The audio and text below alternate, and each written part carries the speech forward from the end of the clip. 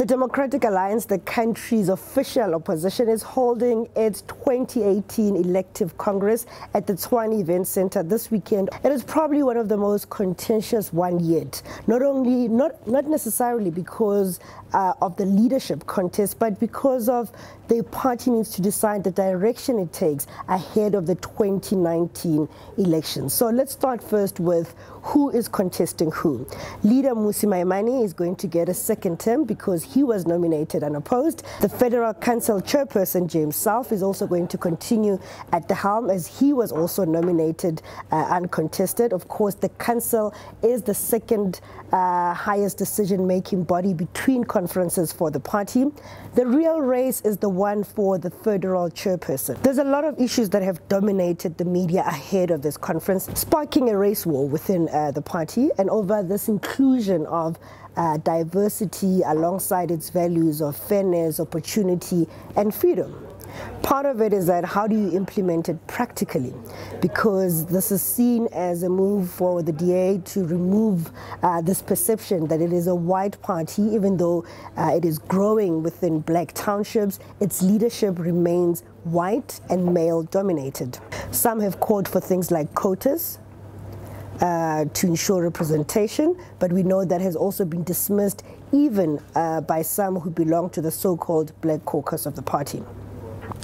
Second issue is delegates representation. So the party has grown, especially in black townships, but in terms of deciding who actually goes to conference, it prioritizes MPs, MPLs, councillors who have won the party seats during the elections, and of course those that are elected in the Democratic Alliance. And people are saying it is unfair because in townships the party is growing but not necessarily winning wards. Third issue is the creation of a deputy leader position. Some who are pushing for it are saying that this will broaden the DA leadership, but others that are against it are saying that this creates two centers of power and you might end up with problems like we've seen in the ANC. Fourth issue is terms. There are those in the party that say that a leadership term must be extended from the current 3 years to 5 years. This giving that person an opportunity to actually lead, especially with the DA now hoping that it will be governing more provinces. But those opposing it are saying it's way too long to keep anybody accountable, and they're going to be opposing it at conference. The other controversial issue is the recall clause. The DA wants to be able to take a decision to recall a public deployee. Does this sound familiar? The ANC has something very similar.